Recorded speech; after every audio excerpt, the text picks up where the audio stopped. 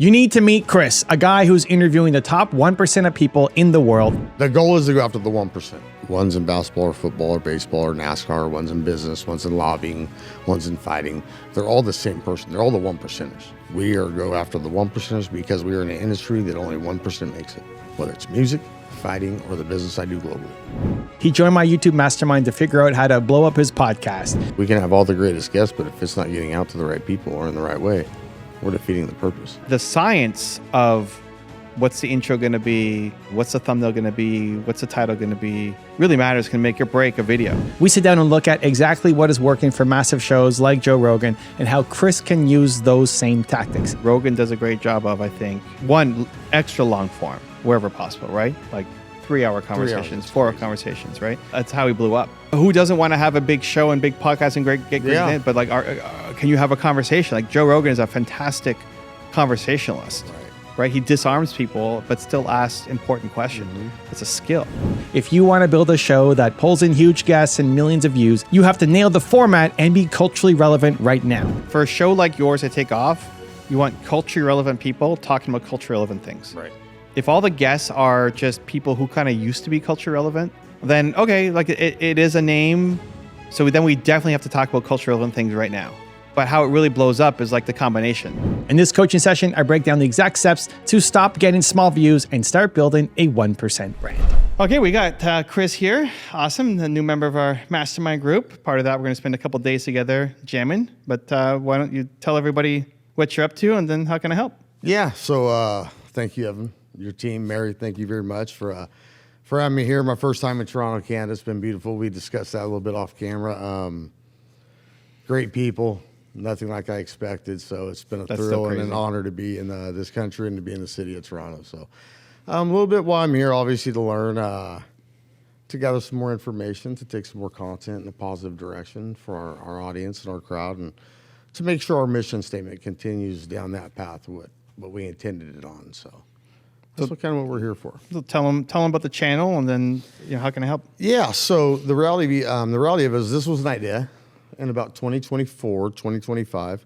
Some things that happened personally in a lot of our lives at the same time, and so when all that things came to pass, we started the Why Be Normal show. When it was really roughly about our faith-based, being a man in today's society. Some of the demasculinity that we see within our own region, our own country, for that fact of just being a man, doing what you're saying, you're supposed to do, learning how to be, work on cars, work outdoors, provide for a family. And then not only that, but to keep that faith in perspective and make sure that your family is really in tune with being yoked together. And we're trying to reach the young people, along with people our own age and people who are older that just need that positive energy in their life to get them going for the next day. You doing podcast style? You doing the solo content? Where you? Yeah, no, we're doing a podcast style. We reach every topic from sports to football, basketball, baseball, soccer, racing, along with world events, geopolitical stuff. A lot of us do quite a bit of business abroad. Myself being one, Joe Schilling being the other one. Just fought abroad in Brussels 2 weeks ago. Pete Ricky, who's done concerts all over the world. So we're trying to bring those dynamics to the show.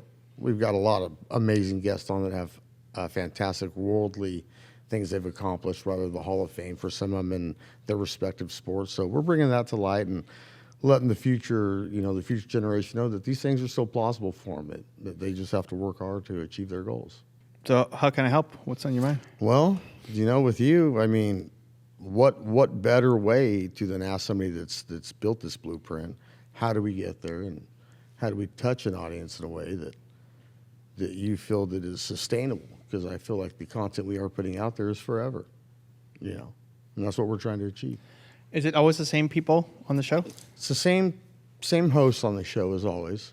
Obviously, the guests change, whatever topic it is. If it's a geopolitical topic, we'll go towards like a governor, like we just did before I came to Toronto. Looks like he's going to end up winning California, which is fantastic. We need that. Or if it's a sports, baseball, we have a couple coming on, Roy Bronson and Josh Beckett. They'll be on from there to UFC to our own Joe Schilling to several different individuals within that sport, whether it's Evan Elder, whether it's, a Sean Strickland, guys that we're in tune with that we can go to get their aspects on the fight game, to put more content out for those that maybe you're confused about, kind of like Joe's issue in Brussels. He was headbutted, and they should have stopped the fight immediately. That's a rule, and they missed it. So How many co-hosts are there? there's 3 of us. 3 of you, and then there's always an extra guest. And There's always an extra guest. Sometimes there'll be 2, depending on what the topic is or the discussion or what we're trying to get, that point across. And are we doing in person or Zoom? Or mix? We're going to start to move more towards the in-person. I would say right now it's roughly 80-20 Zoom versus in-person. Okay. And the 3 of you are all in the same city? Traveling, whatever? We're all, Pete is from Massachusetts, Joe is from Nevada, and I'm from California. Oh, okay. So getting together is a thing. It's been a little bit of a feat, and we've had tons of help from your group. Mary's helped with that. We have a lot of in-house production that we're finding to be helpful in some aspects. Some other aspects we need to work on. Another angle around it. What are the 3 cities? Las Vegas, Nevada. Uh-huh. Bakersfield, California. Okay. And just call it Boston, Massachusetts. Another angle around it is to have, if you're all in person, it's great. It's always better. The energy is always better. And in person, also it's right? going to depend on the guest. 100%. You could structure it so there's always one person in person with the guest and the other 2 are remote. There's always a minimum of 2 of us in studio. Myself or Joe are always together. And Pete's the only floater. It's always in the same studio? That's correct. So it's in California? Correct. Joe also has an office from our studio office. It's an hour and 45 minutes away. You guys are close enough. Boston's So we're good. Yeah. It's the kind of thing, like, so many people come through Vegas, as an example, that you could have it that one person is with the guests and the other 2 are online. It's not as ideal as everybody, but if there's somebody flying through Boston, or somebody local, obviously, but these people travel so much, and often when they're touring, if they're coming in doing a comedy show in Vegas or whatever, like, they're already there. They're already in the mindset of, like, I'm going on tour. So to hop in and do a podcast is a lot easier because they also don't want to waste their trip. Right. It'd probably be easier just to get them in studio or to have them in a specific spot. We'll be in studio, then we can have them on the guest with the other member that can't make it. Yeah. As a representation. What's the of closest both. convention center to you? Oh, we have tons. I mean, we have acts going through all 3 of us all the time. But to the studio, what's the closest convention center to the studio? Oh, mile. Which one is it? It'd be Mechanics Bank now. Because even looking at who is coming into town, Tons. Old Dominion, Gavin Addock's coming, who's a rising star. You name them, they come. AC/DC's played there. Kiss. Every comedy actor you can imaginably possibly. Joe Coy just played there before he went on his tour overseas. are you paying attention to what's happening at the These are all convention people center? we know as well. Korn's in the Latin America tour right now, on the largest tour going on in music. They're from my hometown. Because they're already coming to town. It's so much easier to piggyback on a show. That's what we're trying to accomplish is, let's say if Pete can't make it, or he's in Boston, he's in Nashville, let's schedule somebody in Nashville or somebody that they're touring with Aaron, because there's 3 or 4 acts every night. Yeah. And they're all very popular bands. So with that being said, he's always able to jump with us. We've just got to find a specific spot for him to go to. Joe and I can always be in the studio. It's usually whatever is easy for the guest. Mm-hmm. That's a close. You can rent out a studio by the hour, whatever. Right. Just something. Where is the guest staying? What hotel? What convention? They're usually staying at the convention center or like super close by. Right. So what's the closest studio for them that it's like 5 minutes, 10 minutes to get to? Okay. Because if they're already coming to town, they're already thinking promotion. And so let's hop on a podcast and do Right. it. in Well, we've person. thought about moving the whole thing to Los Angeles as well. Everybody flies through LA. That's our biggest thing is a lot of our friends are through there all the time. Yeah. And they're like, it's an hour and a half to get to you. Can you guys come here? And it's like, we've really waited out, like, let's look it up. But when I was offline with Mary, we're in the plans of building a 3,600 square foot facility. In LA? And where we're currently at in Bakersfield. Okay. An hour and a half's a journey, though. I know it is. And unfortunately, we're in the convenience business when it comes to podcasts. For sure. But even having a a mobile studio or like going, and by what I mean is like you have a place in LA that can put your branding on it and just rent it out. There's lots of options in LA. Just like That's something we're going to have to look into deeply because I do feel like that LA should be home. 15 Period. minutes versus an hour and a half is a world of difference. Yes. If it's easy for them, you get a limo, pick them up, drive them to the place, drop them back off. It's super Right. convenient. And these were all friends, so it's not like we're asking a lot. They're more than willing. The issue is the convenience factor. Yeah, and like you also want to be able to branch out beyond your friends, Correct. right? Because there's always going to be somebody new. Right, and bigger names. So like, and you know a lot of people, and like, Right. I don't know who your dream list of, but it's people who you want to have on. I'm sure that you don't know yet. Right. Absolutely. And if they're flying through LA, which everybody does. Right. Like Boston's a little harder, but it's still a major city. But everybody flies through But LA and still, Vegas. Yeah. Those are super easy. It's just about timing and matching their schedules, and having a podcast studio you can rent out that puts your branding on. Right. That you just show up to. I love the idea a lot. Some guys just go like, you know, like at Lex Fridman. I mean, Lex doesn't do any branding really, or like the Impulsive guys. They just have a banner that says Impulsive, and they'll fly out to wherever they are. So like when they had Dana White on, Dana's on a schedule. Like Dana's not flying an hour and a half to. Right. He's on a schedule. Right. It's at his hotel. Go to this room. He's just got to go up 3 flights. There on the couch, Impulsive in the background. That's it. See ya. I'm back. I'm off. Yeah. Like convenience is the whole thing. I think Mary and I had talked about that too a lot on us doing what we're trying to create is pop-up podcasts. So not only can you just go to like a major city, but we can go follow, let's say, a tour for a month. We can go do this and then we can bounce around during sports season, football, tons of different things where we can knock out content at a rate that's where the monetizing comes in to massively. Because now once again, there's a massive big picture, Evan, to paint it into one right here in this is impossible to do because we're still organically learning. You know, I love the idea of moving it to Los Angeles. I think we're all three 100% on board with that. I think it's going to stop a lot of our other issues. But even if you don't have your own place, like you just have a studio that you rent out and go to. As long as we get it on a schedule, that's it. Yeah, and like a lot of times it's on their schedule. Right. Like I'm in at this time. I have this 2-hour window open. Do you want it?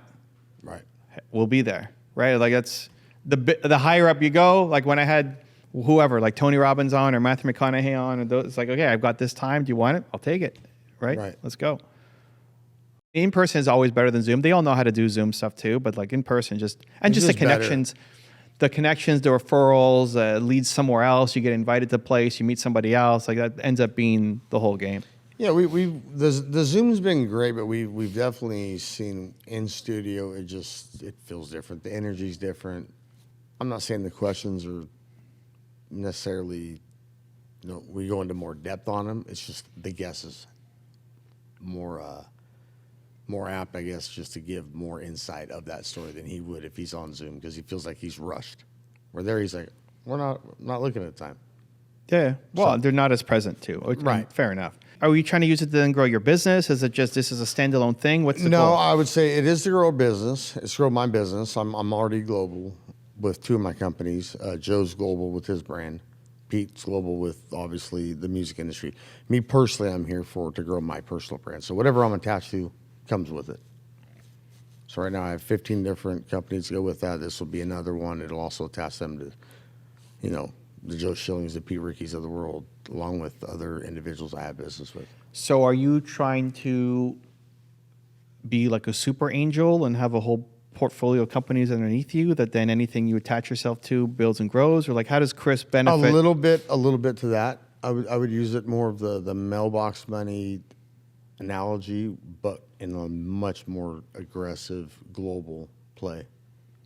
Like you look at Mark Cuban or whatever, you go to Mark or Mr. Wonderful with his portfolio of all these things, right? They use the Shark Tank opportunity to. Yeah, that's other people's money though. That's what people don't know. Sure, but like perception versus the actual reality. Right.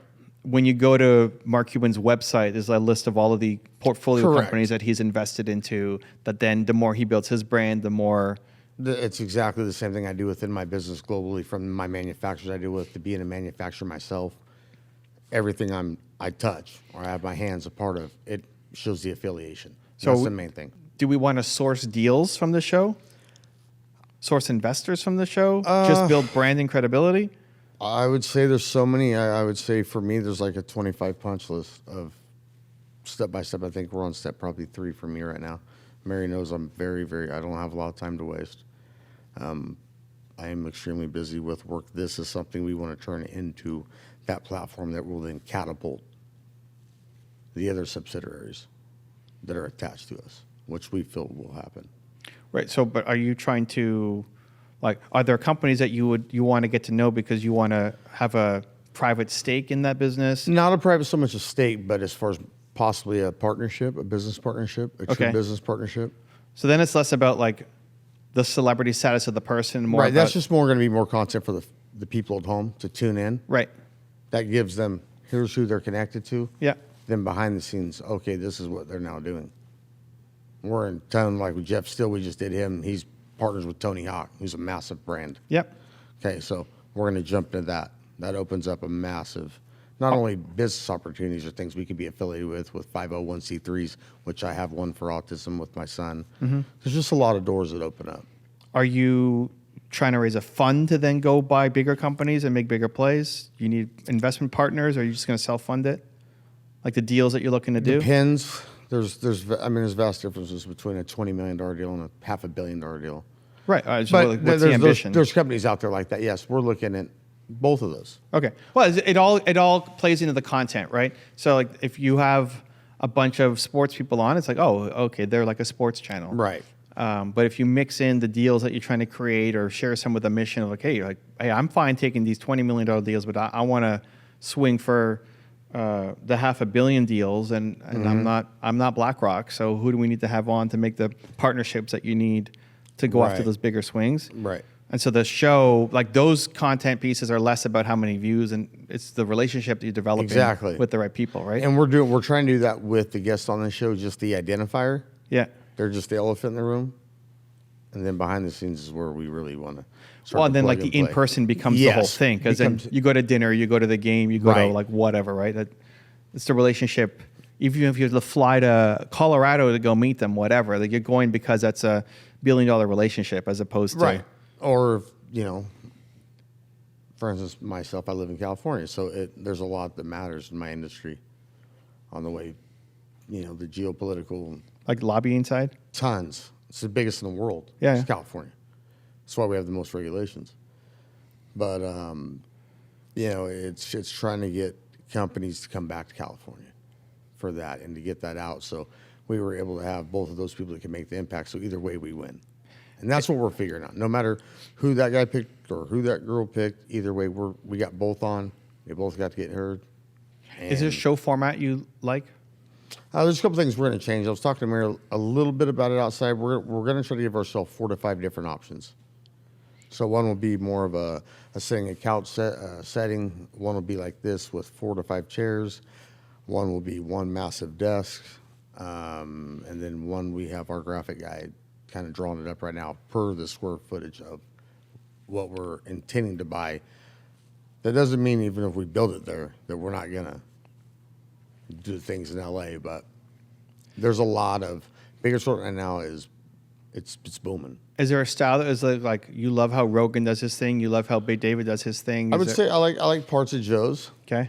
I like the way it's formatted. I think Jamie does a good job of really slowing it down for Joe for the right questions to be asked. I would like to see more interactions from both, but that's up to the editing team. They obviously know what they're doing, so they know when to edit, not to edit. I think Theo Vaughn's is really good. Sometimes it's really heartfelt. It's that one-on-one, something I think that we should all do. We did talk about that. If they both are on the road or if I'm in studio or if they feel the need, they need to be able to get that out, a message or something that happens immediately or effectively that would go to the platforms, and then maybe people within those groups that we do business with, we'd be able to talk to them directly. There's several different ways. I do like the fact of having a hub. I do like that. That's one thing, like I said, Mary and I have talked about. But we were thinking it more of, there's a lot of stuff to do on the West Coast. A lot. There's something Monday through Sunday. And there's always somebody that one of us knows that we do business with or whatever. so where they can have us at a function or event where we can do a 30-minute, 45-minute pop-up podcast with one person there that's moving the needle. Now, I don't know if that would be effective, but I think it's something we want to try. And almost run as a test and not put it out there and just see what we think. It just depends on the goal. Like, what are we trying to accomplish? Because there's different goals, different stakeholders, different things you're trying to accomplish under the same roof. It seems like there's a lot of different goals, Evan, but it's all these same kind of people. They're all involved. It's just one's in basketball or football or baseball or NASCAR, one's in business, one's in lobbying, one's in fighting. They're all the same person. They're all the 1%ers. At the end of the day, they're all the 1%ers. And that's all we deal with. And the theme is... The goal is to go after the 1%. Yeah, okay. Period. The 1% as far as our co-branding, the rest we're hoping to be inspirational for the younger generation that will lead for our mission statement that we set out to. That's on our own dollar. We understand that. We don't care about that. We're passionate about that. Yeah. The other things are the business aspect. We are go after the 1%ers because we are in an industry that only 1% makes it. Whether it's music, fighting, or the business I do globally. 1% of the population do it in the whole world. Once a week? How often are you making content? We're making it once a week. We're trying to possibly go to 2 to 3, depending on what happens and how comfortable I get back with the guys. Joe's been gone for about 10 to 12 days. But we have to start putting out more content. Yeah, we know that. I mean, you have options. Like, if there's 3 hosts, you don't all necessarily need to be in every episode too. And these are all things that we're here to learn. Yeah, I mean, it's all possible. It's all like just ties back into the vision what you're trying to create. So you could have just you with a guest. It could be just a guy in Boston with a guest. Like, if you can make it, awesome. But having 3 co-hosts, as long as there's a regular rhythm to it, so that people know who the people are.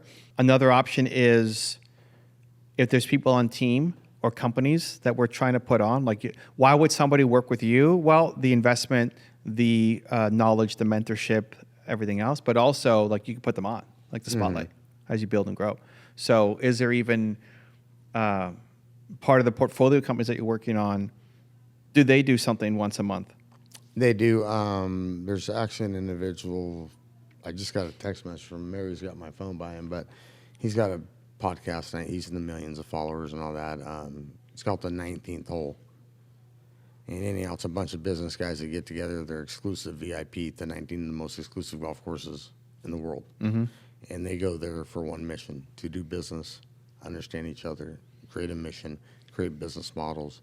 And about half of them have very, very successful podcasts. So, I mean, those people who already have an audience, awesome. For the portfolio companies that you have who don't have an audience, right? Can you put them on? Are there key connections? Yes, there are. Does it always need to be the 3 of you, or no? It doesn't. It can be more site specific. I would say that we're trying to gain a greater aspect of that. For instance, where our strengths and weaknesses are. There's greater advice coming from Joe when we're talking about the fight world. Pete, obviously, the music industry, the contractual industry, the reason why there's songs called, a penny for a song. There's some artists still make 1 penny for every time a song's played. And then myself, just oil and gas, agriculture, food, important issues that press the world, not just Canada or America. So we're trying to figure that out, who to get on that can not only be insightful to our audience, but is well-known, respected in the industry, and has a brand, i.e. contractual with federal governments, state agencies, things like that can really move the needle behind the scenes to get you into those other rooms that we possibly can't open up ourselves. Because there are those rooms. Oh, for sure. I mean, who's your dream bucket list people, and then what's the path to go get them? I would say our dream bucket list people right now at this specific time, I mean, for what's going on right now,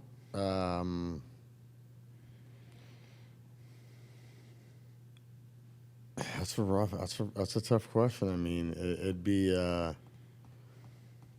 don't know if I'd want it in strife, that conversation, or if harmony, but I think right now it'd be, the president, obviously, of the United States on what's going on. And I mean, to be the most powerful country, there's a lot of things going on right now that are out of whack. And I think the world needs answers.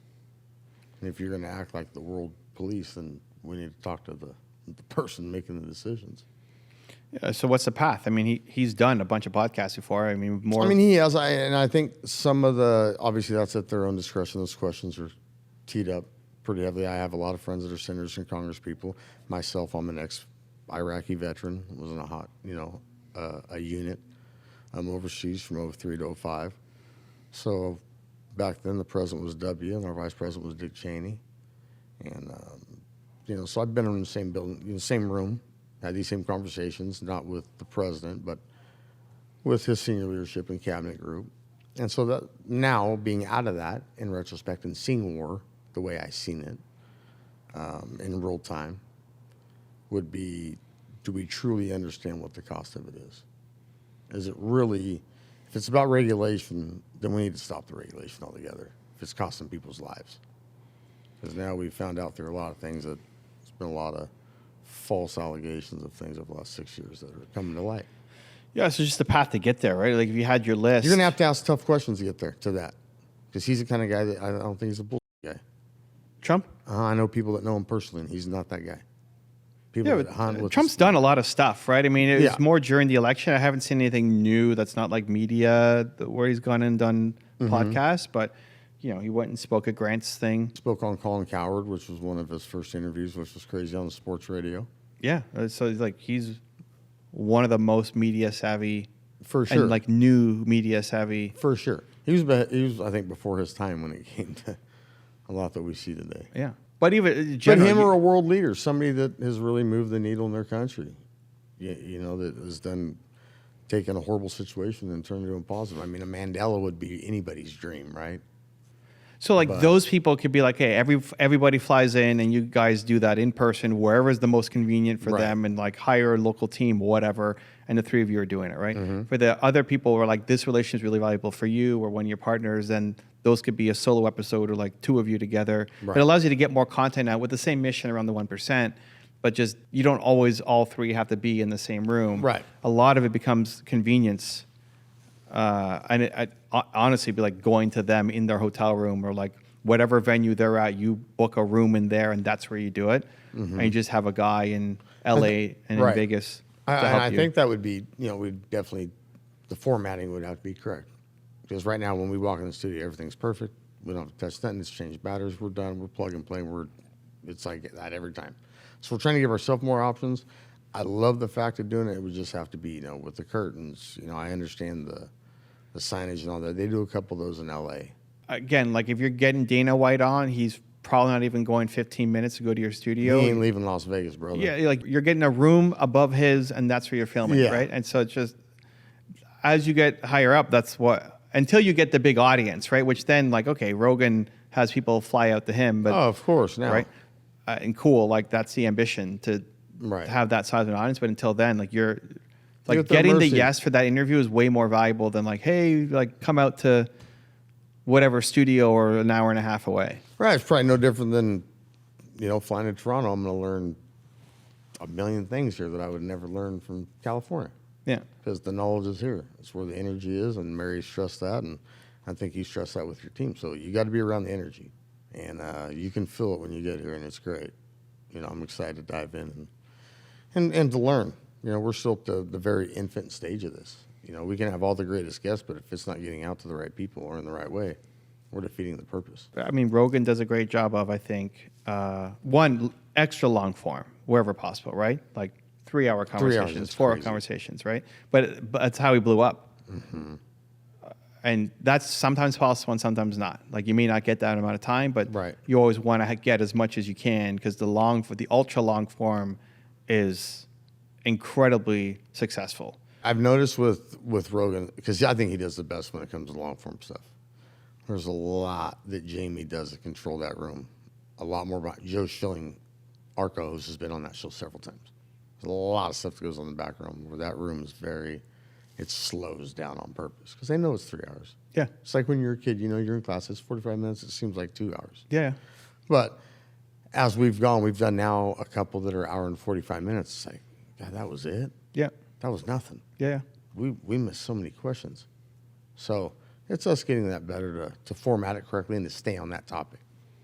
And then getting them to talk about something that is in culture right now. Correct. That what's awesome is when it's a little bit off of their, like they have an expertise, but it may not be their story, but they're commenting on something that's happening. It's like, oh, I've never heard this person comment on that topic before. We have found that to kind of be some of the funny comments. We'll be like, what does he know? He's a football player. What does he know? He's a UFC guy. What would he know about this? But it's nevertheless, it's dialogue. And it starts that conversation with like, you think that's all he does is just UFC thing? He just fights 24 hours a day. He's also a dad. He also goes to church. Guy knows how to build a house. He knows how to cut granite. He's setting world leaders. You know, there's a lot more to the show. We just have to understand how to bring the individuals that we have that are our friends. We have to stop the friendship and just go straight to their personal. Because if we had it our way, we'd be sitting there the whole time talking about what we do 2 years ago at this concert. So now we've got to get down to truly what their substance, how much they have done in their industry, and who they have impacted or who they played in front of. Yeah. Those are the stories people want to hear. And I think Mary would allude to this. We switched to one thumbnail, and it received 7,000.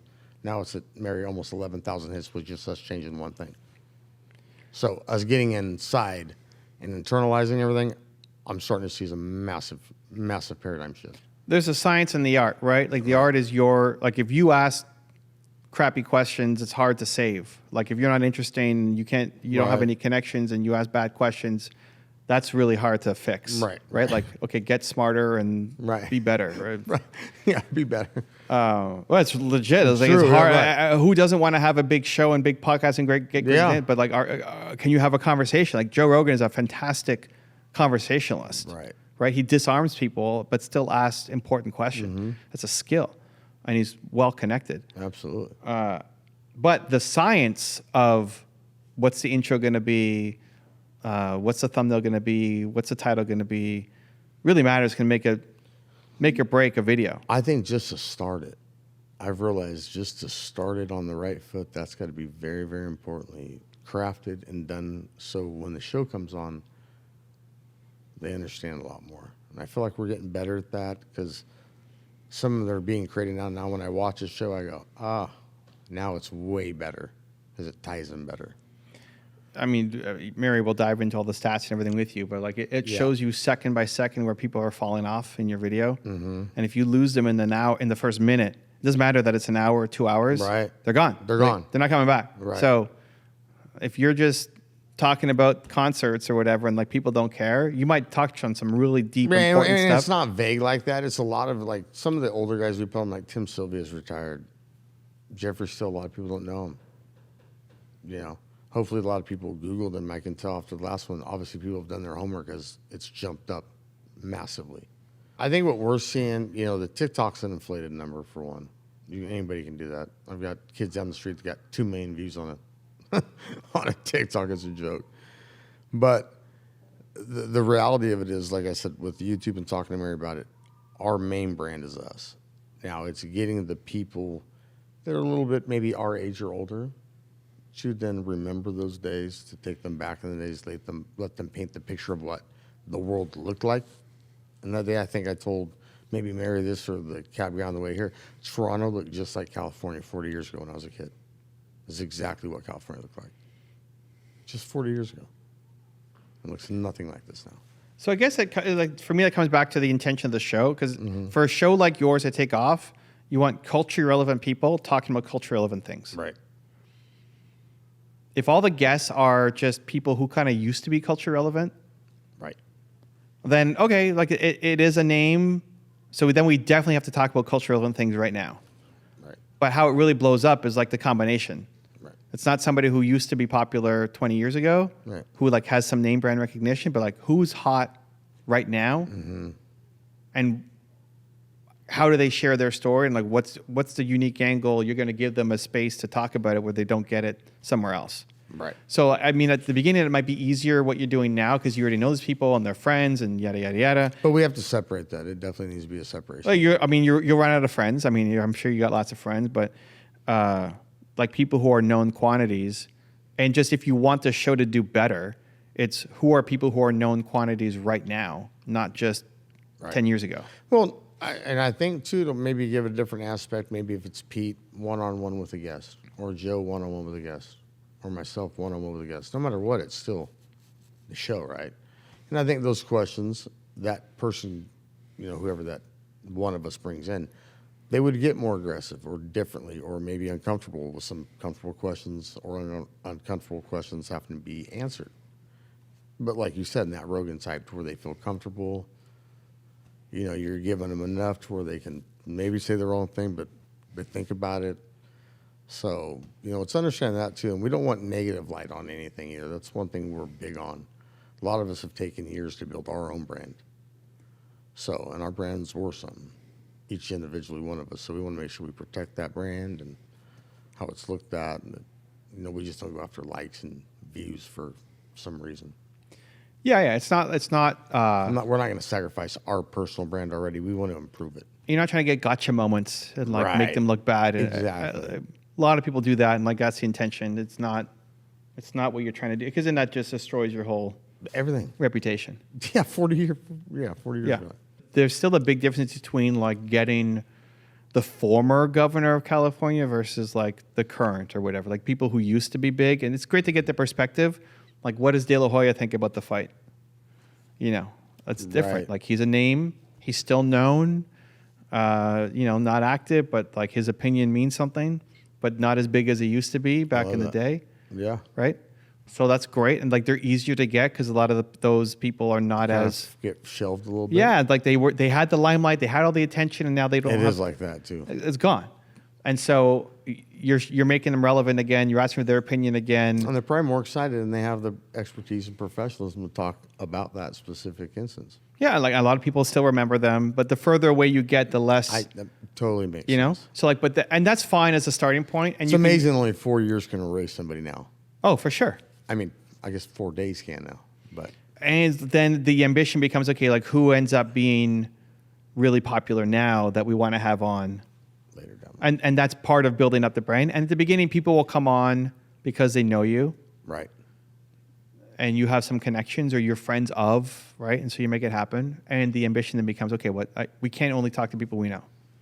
We have to be able to reach. Well, we need to be outside of our box too with somebody that's in that same situation where we've got to have our stuff together. Yeah. You know, that they're in the proper line. I think we did that with Jeff a lot, talking about his 501c3 with Tony Hawk. I know Tony sent us a personal thank you for that, which was great. Because that's something that's going on. I know he just jumped into the UFC side of things that we're getting ready to talk about. So there's a lot of exciting stuff coming out. But he's another guy, my era. A little Tony? older, but still, you say Tony Hawk, I don't care if you're 8 or you're 55, man. You know who Tony Hawk is. Yeah. So Tony's coming on, or he came on? Well, we're working on it. You're working on it. Yeah. Yeah. Well, yeah. Let's say the less. It's gonna be But amazing. if you look at a 13-year-old now who's into skateboarding, like maybe knows Tony Hawk, but it's not like he's not. We got to find out who's the kid riding that Tony Hawk's sponsoring. Who's the next you? We need that kid, and then you talk about that kid. It's like who is the person now? Not even like the next, but who is taking Right now. over? Exactly. Yeah. That becomes the ambition. I mean, really, your content's there every single day because there's always something new happening, or the new best thing, or the new best athlete, or the new best product, or whatever. Yeah. Are you following the news a lot? Sounds like you All are. the time. Yeah. And your partners too? Yes. One of the co-hosts was the biggest Google thing 10, 12 days ago. We haven't got to talk about the show yet. Was the biggest. Googled search Joe Schilling's fight. Oh. So we haven't got to speak about that. We've been called up by everybody to get on the show to do it. We're waiting to do ours the proper way. Do you do a boys only episode? It's going to be boys only, but there's going to be 2 other special guests there that are UFC. One's a world champion and one fought for the world championship. But as a general, like, do you ever do boys only or updates or news? Not really as far as like an update segment just specifically for the news. We kind of talk about the news of what's going on or a story within that day of what's happening. Like, Always with a guest, not a solo or boys only. No, but I've thought about the solo. It's just I need to see what it would look like. So we'll then get that mentally in my head to go, this looks good or it doesn't look good or it feels good or it doesn't feel good. Like, I don't think anything longer than a 10-minute bite a day. Oh, length doesn't matter. Like, if you have stuff to say, it could be an hour a day. That's Right. not an issue. It's more, how do you want to be presented? Mm-hmm. What does the brand look like? I don't know if you know Peter Diamandis. He wins X Prize, one of the biggest prizes for huge competitions for trying to human achievement. Podcast popping. It's all AI, tech, health, longevity, and a lot of them are. It's just him and like some killer experts talking about AI, but they're in wherever. Like they're always traveling. They're always speaking. They're always traveling. They're never together. So they always join from whatever time. I'm in Dubai. I'm in Australia. I'm in LA. They just get on there, give their. It's just always Zoom, but you're there for the content and the personality. They're not the most like. They're not funny. They're not. They're. Well, I mean, they're speaking science. Yeah, Science. super nerdy, like geeking out. I get it. I'd love to have those guys too because I don't know about it. But they're okay with the like. It's a conversation and their perspective on the content of the news. Like is. If you care about that, like you want to watch that show. Yeah. So how well it's produced and the location is it doesn't matter because the timeliness is the most important thing. Right. They need to capture it today and wherever they are in the world. It's just like their schedules never line up, like almost never. And it's not. I'm not forcing the idea. It's just like if there are things that you care about that you want to build a brand as a thoughtful, like this stuff matters to me. And there's something that comes out, that is a format that could work exceptionally well. Whether it's a solo episode, whether it's the three of you talking about it, whether it's a special guest, but not like an actual full sit-down episode. You're just talking about this thing that came up, right. More thematic than like the person and their story. Right. But like this thing just happened in California and it's ridiculous or whatever. So talk on that almost within 24-hour period. So it's yeah, like fresh in people's ASAP. mind Like immediately. Yeah, like it could even just be a screen share of CNN.com, whatever, and like something happened, and you are. I mean, you have to be emotional about it. If he's like, yeah, it's an okay idea, like then that video is dead. But something that you think is either amazingly great or terribly wrong, and sharing your perspective on it as it's happening almost. It works if you're a news junkie and you deeply care about like this has to change. Right. For people who aren't like that, I'm gonna have to take the news and segments in because when I read it, it's like this: jot it for 10 minutes, read it, jot it, to make sure everything correlates with my business back here. So what the paper's saying and what all that's happening, I want to make sure that what I'm hearing from the people making those calls is right. Fair enough, and like to the extent that if you're ever wondering why our content is a week late, and I'm sure Mary's always wondered this because most of what happens in my world, it's all lies. It takes about 7 days for those lies to fester. There are things that are happening that is front page news that you have a perspective on that you don't need to wait 7 days on. Right now, like hopefully before I leave here, I'll have one in the books. Right. It's I'm in Toronto and I'm like this just happened and I'm pissed and like here's why and yeah. So for instance, the Strait of Hormuz, right? That we've got shut down. Yeah. So the money that's being spent there versus the lifting costs and what it's doing from the geopolitical spectrum and. For instance, me now being in Canada, it's way different. Like a liter, $1.90 a liter. Yeah. It's insane. Like, I say this with all due respect, the nicest people I've ever met in my life live in Toronto, Canada. Cannot make this up. Beautiful landscape, gorgeous. I've heard nothing but your politics being horrible here. And you see people still happy, smiling, working their butt off.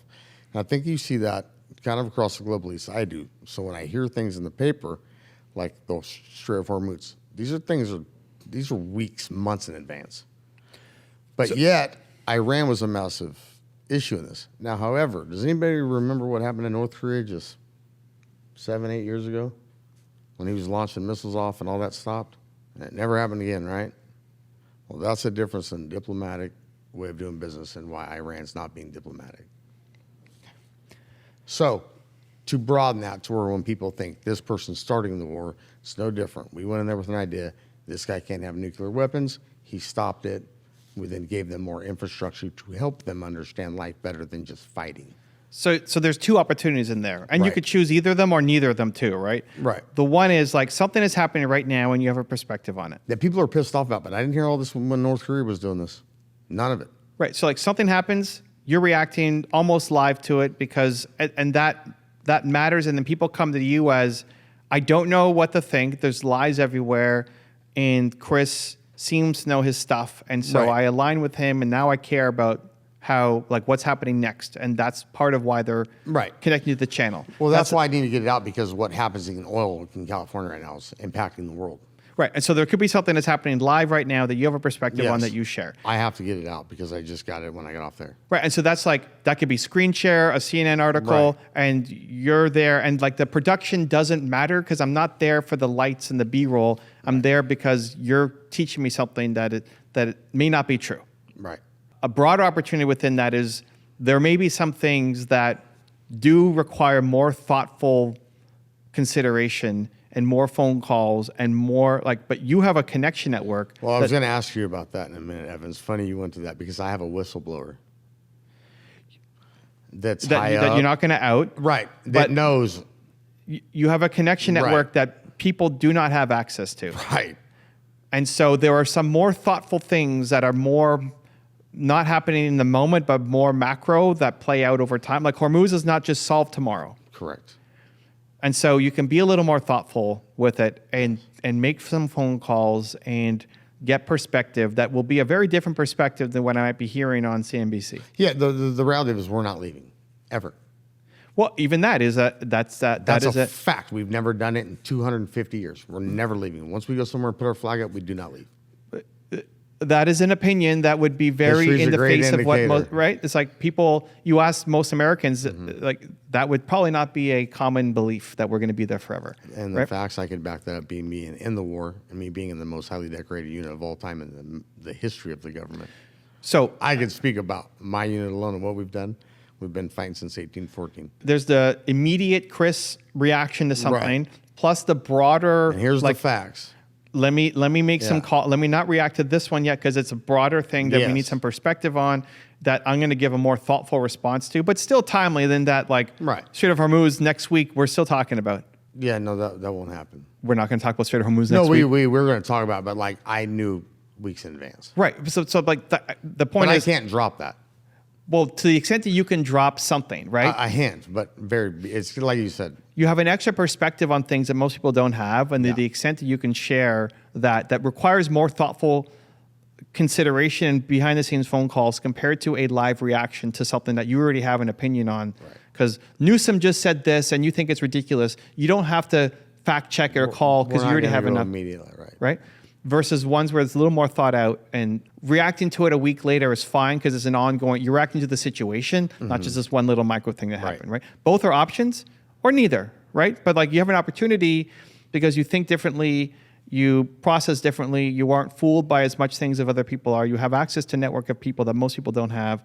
And so it allows for a different perspective that can be shared to the extent, obviously you're not naming names and you can't say everything, Right. but it's what you can share is still a much different perspective than what most people are listening to. You know, we want, like, I think, Evan, I mean, you put it, I think, in the best light. You know, we just want to be very cautious of how, Correct. when we get that information, how it's distributed, because there's some information we've had now for a couple, I'd say about 6 weeks that we wanted to share. One was Joe's fight. We knew about that, obviously. The Hormuz, I've been wanting for a while now. The Colombian stuff, I knew about. Rogan has a bunch of stuff that he's not saying. I Like know. everybody, you know. But I have to let it pop off a little bit because when I say it, it's not hard, man, to know where I'm getting my information from. The point is not to break news. Right, The point is to share perspective. right. That's So what I'm trying to get to. Yeah, so you're not saying like according to my whistleblower, yada yada yada, and then like you ruin that relationship, you ruin your Right. credibility. Nobody tells you anything anymore. Right. So we're not trying to break news and be Right. CNN, right? It's giving extra perspective afterwards. And like, okay, you're hearing all these things. 20% of it is true, and here are the areas that are not. To the extent that you can actually share details, but at least you're giving extra perspective that they're not hearing anywhere else. Right. I think if we really focused on that 25 to 20 minutes of the show with just us three, no matter where we're at together to start it off, to talk about a lot of these events or our perspective or those clips or headlines. Yeah. And then we could do that, then go into the guest. So we start with kind of what's happening right now, real time, whether it's a trade like yesterday with Myles Garrett going to the Rams, that impacts LA. What's that going to do to his pay? He's used to paying. It's probably a different show. Or you bring your guest into the Right. topic. Well, I'd bring my finance guy in there and be like, hey, just for Oh, instance. sure. Okay. But, Be but like, if you're hey, going he's into your at guest, 22% tax in Ohio. Welcome to 51%. if the goal is to get big guests, then like they don't want to come on a show where like you spend half an hour talking amongst yourselves. No, it wouldn't be that guest. It would be the finance guy of what I'm getting at. It's trying to paint the light again. Yeah. Into what's reality and what's not. Yeah. And so like that might be a 3-person show. That might be a solo show. Like if you see something ridiculous, you're in your hotel room in Toronto and you make a video and put it up. Same thing for your 2 partners. They may have, like, maybe there's something happening in the MMA world that he thinks is ridiculous that you don't, I don't know, you know a little bit about, but like he knows, and has connections and has perspective on it that you can ask questions on, but maybe don't have the deep well of knowledge, right? But it's important to him, and so he's going to share that, right? And so it allows you to get a more frequent content cadence out there, provided you have a valuable point of view on what's happening in the news in your different industries that are not just specific to one tiny like niche, but that America cares about. I think what we've done is just really get the big names on right now, or not big names, just very easily phone calls come on, no big deal, 30, 45 minutes, not a problem.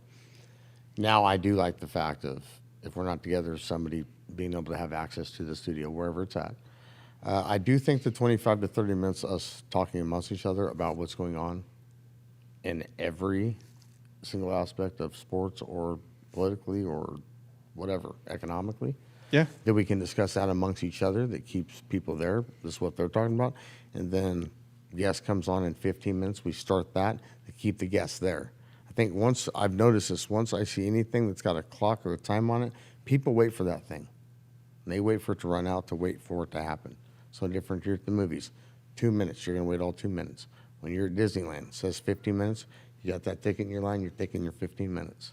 If you're bringing on a guy like your finance guy. But it's going to have to be somebody very, very, if you have a big name on, I would not wait 35 minutes to bring them into the episode. Just go straight. You're going to kill your retention in your video. Okay. Yeah, for sure. I mean, if you're bringing on your finance guy halfway through to share his perspective, cool. I'm not coming for the finance guy. I'm coming for you. And now this guy brings some extra perspective to the thing. Right. But if you're going to have Trump on or W, well, no, that would never be, or whoever. Like, no, that would be an exclusive, just one-on-one. So that's the top of the top. Whoever you're like A- guest or B+ or I'm just saying to fill the show correctly. To try to check all the boxes. If I'm coming for the guest, take me to the guest. Don't make me wait through 35 minutes of you guys doing your thing. We'll end it like that, then we can end it like that. It's a separate show for the guest, and then you guys have your thing, or involve the guest in the whole conversation. If I'm not coming for the guest, and he's just a buddy of yours who's filling perspective because he knows things that adds extra context, then whatever. Then sure, you guys jam. I'm coming for you now, and this is just a buddy of yours who knows something extra that can bring it in. I'm just trying to correlate it. When you kind of preference the fact of, having whoever that artist is kind of get talking about today's discussions going on. When you were around doing this, you didn't have to deal with this or these record labels or, being. Yeah, and you want, when you have those friends on everybody else, you want to have it be as culturally relevant people to culturally relevant topics right now. Right. Whoever AC/DC did 20 years ago is fine for like the people who love AC/DC, but what do they think about whatever the most popular thing in music is, and start with them. And then I think you have a real opportunity between the three of you to have a separate show or separate shows talking about. I honestly think it's now 3 separate shows in one. Essentially, I feel like a little bit, maybe not, but I kind of feel like that's where we could go with it, which could be a lot of room for growth. Yeah, as long as the guest has their own show, if I'm coming for the guest. Yes. Or you flip it that the guest starts and you guys continue afterwards. But don't put the guest 35 minutes into the show. You'll just kill the retention. Yeah, no.